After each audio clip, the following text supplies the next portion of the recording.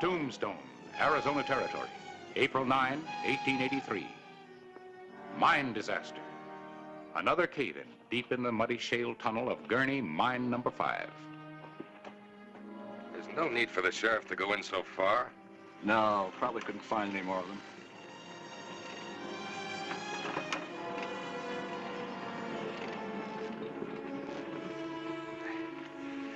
He's still breathing.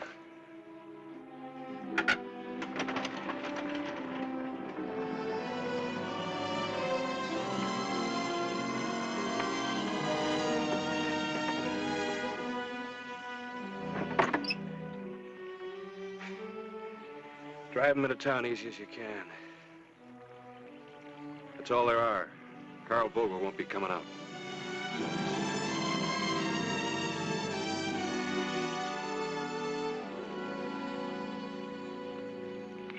Yeah.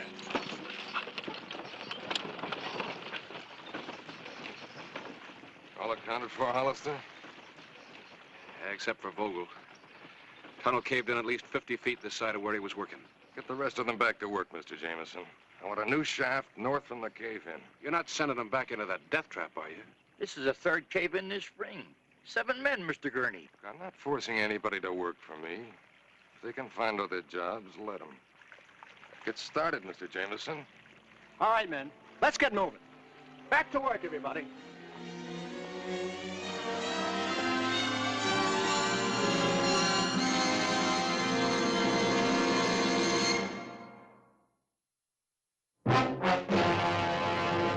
An actual account from the pages of my newspaper, the Tombstone Epitaph. This is the way it happened, in the town too tough to die. Tombstone Territory.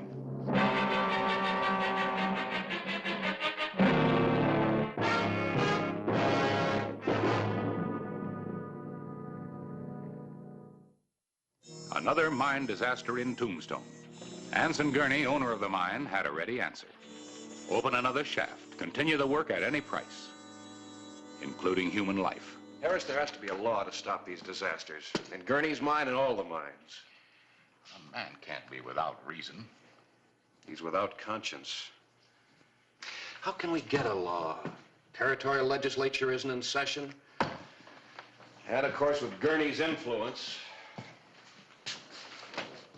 You know, the rest of the territory isn't interested.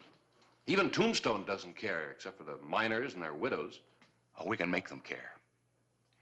We'll write out the provisions of a law and let the epitaph sell it. Well, we can try it.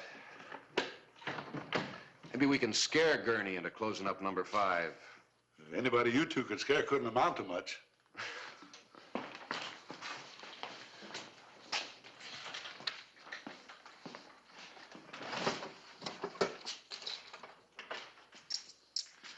Just collecting my daily salary, Sheriff. In case I want to see me some new country, I don't want to be bothered hunting up His Honor the Editor to collect what's coming to me. Fred, why don't you settle down? Oh, I never stay in one town more than a month. Now, if you two fellas can hang on to me for, oh, say 2 more weeks, you will have broken the record. Why don't you hang it up? There's another nail. And get dust all over it? You know, Fred, if you'd settle down for a while and stay on, you could afford to buy yourself a new hat. That hat was given to me by none other than Horace Greeley himself. Why don't you go arrest somebody, Sheriff? We got work to do. I'm going to go check on the office, Harris. After that, we'll go lay on the line for Gurney. You better remake the front page, Fred. Another cave-in? Fred, the sheriff and the epitaph are going to wage a fight for mine safety legislation. Why don't you stick around and help us? I'm a printer. I'll never be killed in a mine cave-in.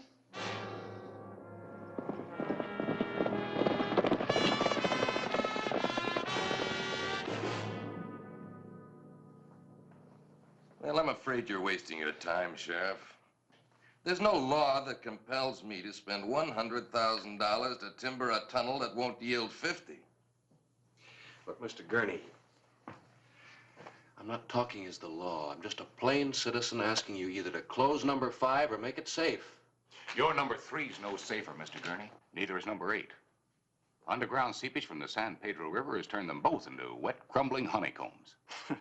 Underground seepage. Have you ever studied the geology of this area, Mr. Jameson?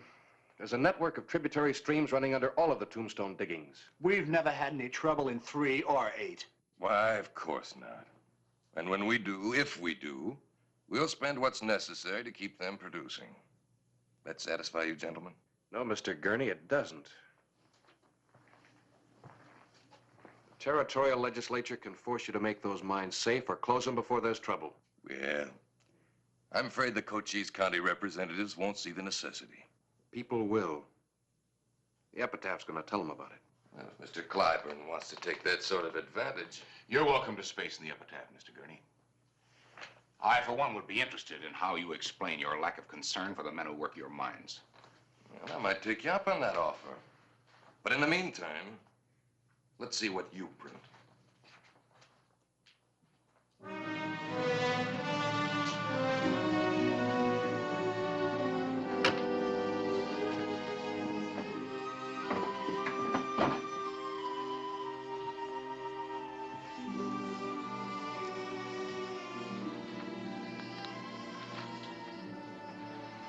I guess I finally taught you how to write a headline.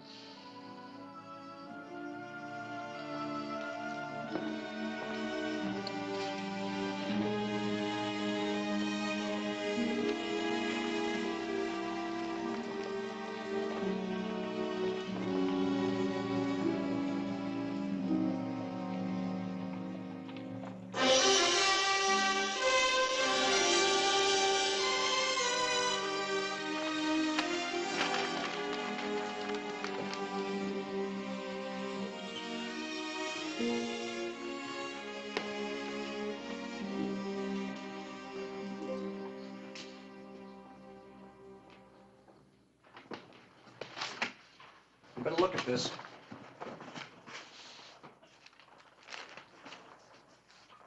That's a lot of signatures, Mr. Gurney. Well, then a few $1,000s spent to nullify them is very little. The territorial legislature goes back into session in a week. The Cochise County boys are not introducing mine safety legislation. The epitaph's got circulation all around the territory. Circulation, yes, but no influence where it counts.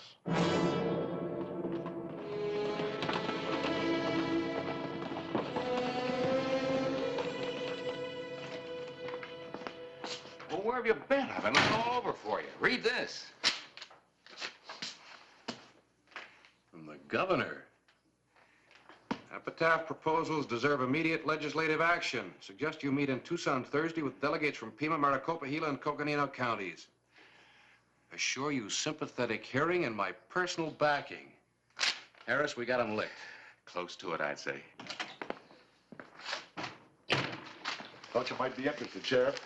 His Honor the Editor dashed off someplace like his coattail was embroidered with dynamite. You sure didn't waste any time getting these out. Epitaph will meet top lawmakers.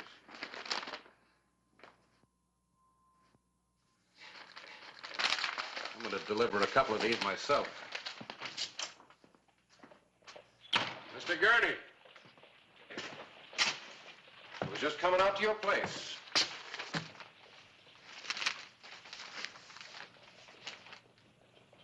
Well, Clyburn will be in Tucson until Friday.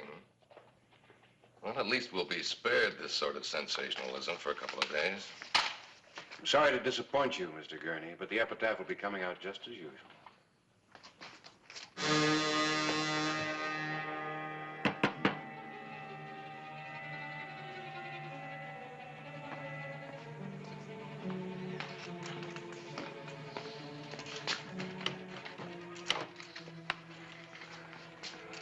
I don't think I've had the pleasure, gents.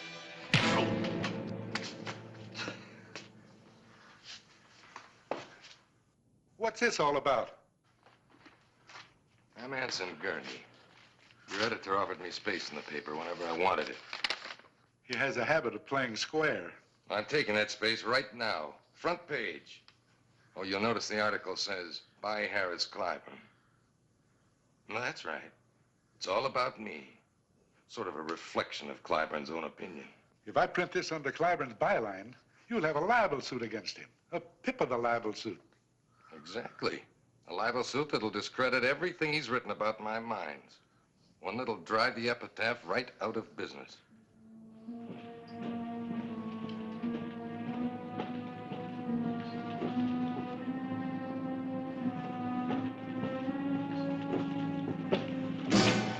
Sheriff? He makes his rounds about 2 or 3 o'clock. He probably won't stop in. And again, he might. One wrong move out of you and both of you get it. One wrong move.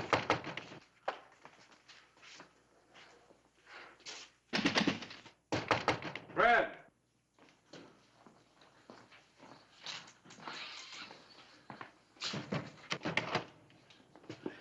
Look, I'm busy. I got a paper to get out.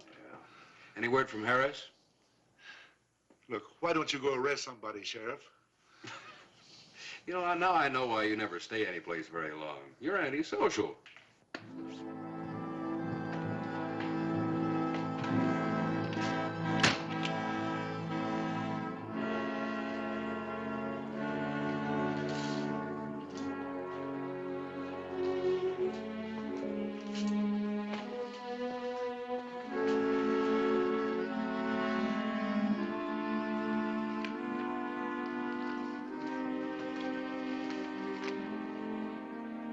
Put one in the window.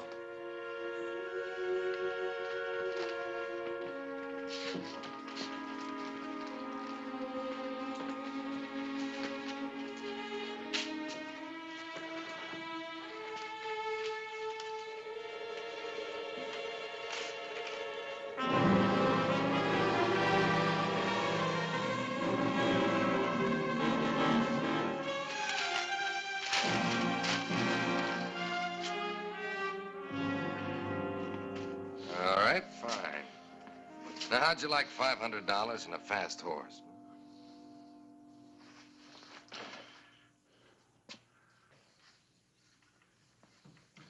Well, take it. That's Clyburn's.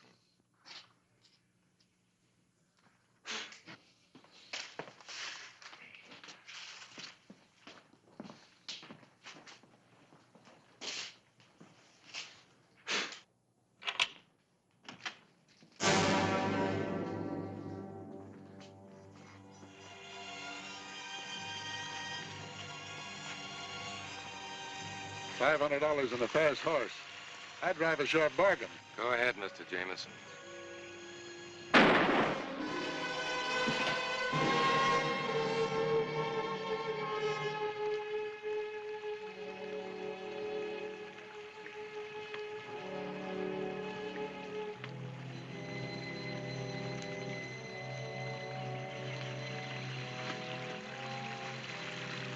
Dynamite? When the men come to work, Mr. Jameson, a blast now might attract attention.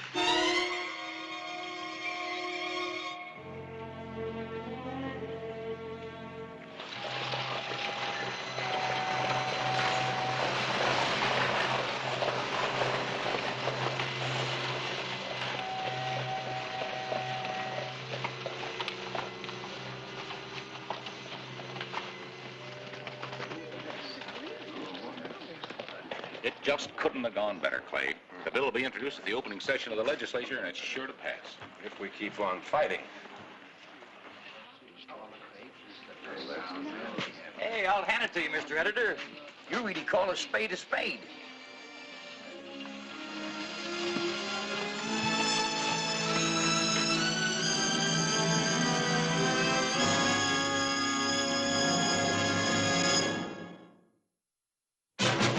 April 12, 1883.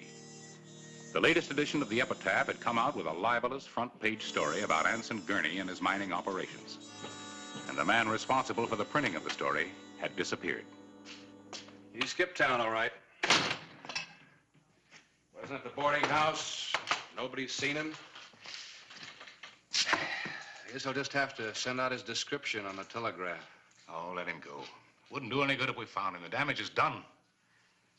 As editor and publisher, I'm legally responsible for everything the epitaph prints. Huh? Why? Why would he do it? I would have trusted that old fellow with my...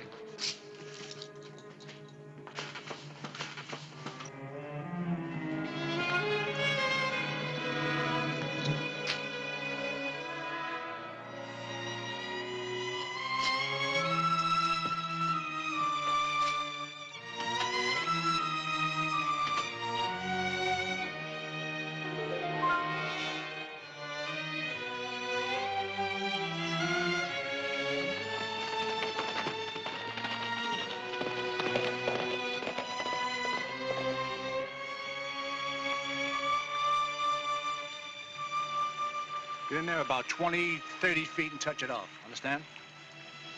I told you Mr. Gurney wants number 5 closed. You still got jobs. Report number 3 as soon as we're through here.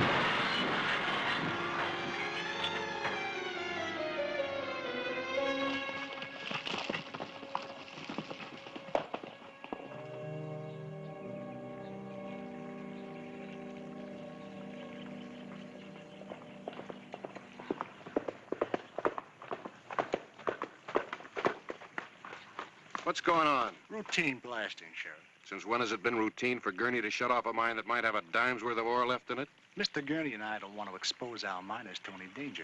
You're a little bit late. About 3 cave-ins too late? You and your editor friend have been working up a big head of steam for nothing.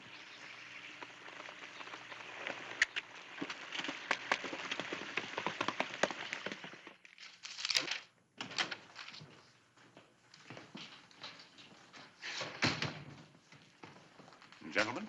I believe you know Martin Tyre. Yes, indeed, Mr. Tyre. I just retained him as my attorney.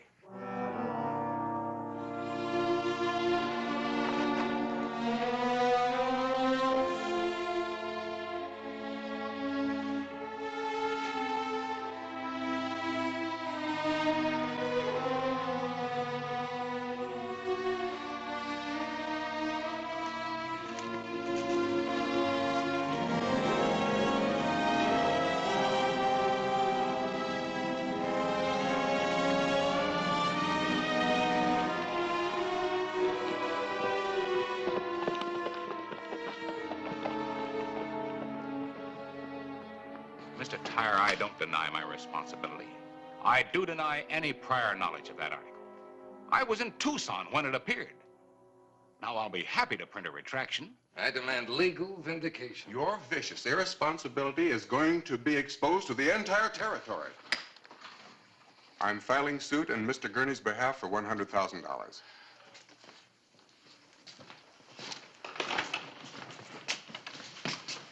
Counselor? I'll need you later, Sheriff. I want you to serve a summons. How much do they want? $100,000. Man, I couldn't even meet a judgment for $5,000. Well, maybe you won't have to. Well, I wish you could tell me how. Look, Harris. Fred wouldn't leave town without his hat and his watch unless he couldn't help himself. There's only one logical explanation for this. Gurney is trying to kill our mine legislation, and with you in Tucson, he saw his chance. I think he forced Fred to print that article and then killed him. Well, what makes you think that? If he killed him, where's the body? They've sealed off Gurney number 5 with dynamite. Sealed it off for good just before I got there. Well, then, if your hunch is right, Fred's body's in that mine shaft. Yeah. What good's a hunch you can't prove? But I got another hunch. After I left the mine, I rode over to the San Pedro River. I found what I was looking for. A man's body was hung up in the rocks. Who's, Fred's? I thought you said you didn't find him. It wasn't Fred's. But if my hunch is going to pay off, I'll need his hat and a bucket of water.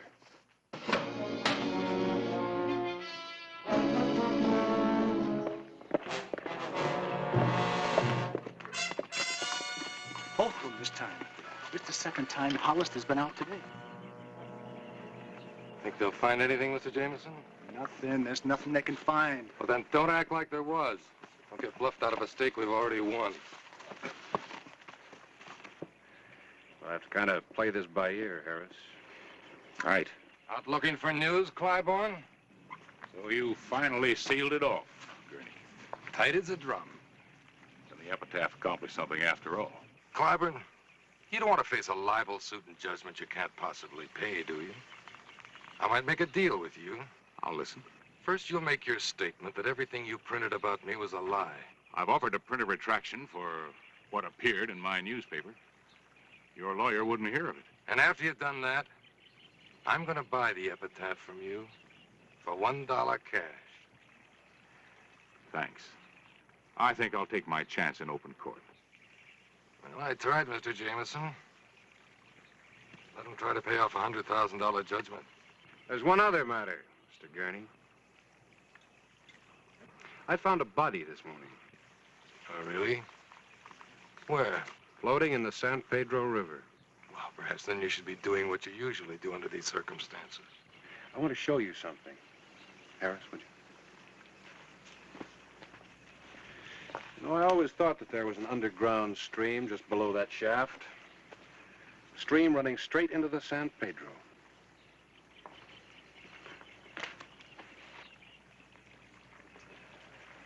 Thanks, Harris. It's still wet.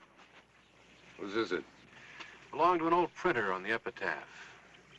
And there are 50 men in town will swear that Fred Ellis never went anywhere without it. So he fell in the San Pedro and was drowned. Fell in? No, I don't think so, Mr. Gurney. And I can prove it by comparing some bullets. Jameson, give me your gun. My gun? You're the kind that follows orders and gets charged with murder. Gurney, what are we going to do? He's going to go to trial, just like you will.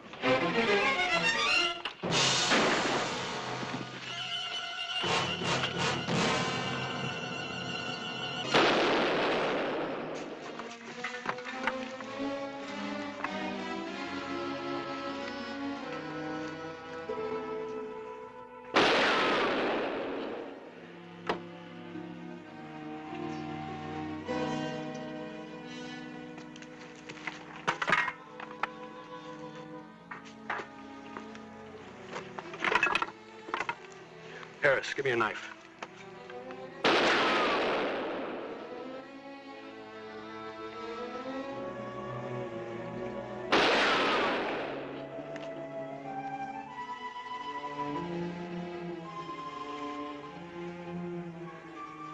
Gurney, using your dynamite on you just like you and Jameson did to seal in the old man's body.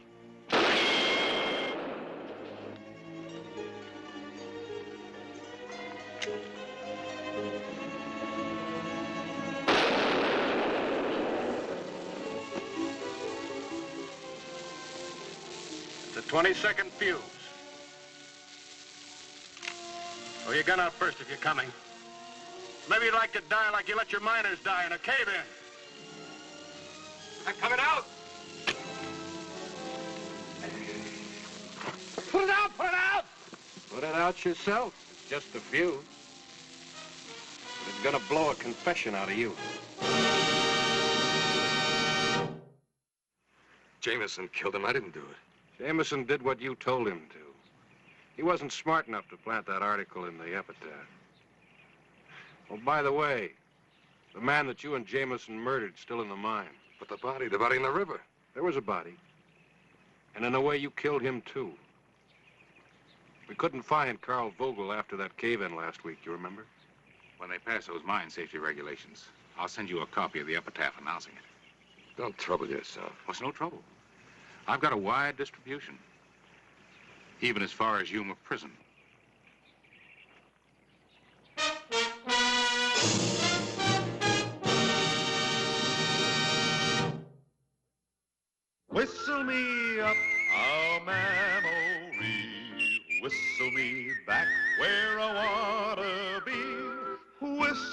tune that'll carry me to Tombstone territory. If your past has run afoul of the law, it's a handy place to be. 'Cause your future's just as good as your draw in Tombstone territory. Whistle me up a memory.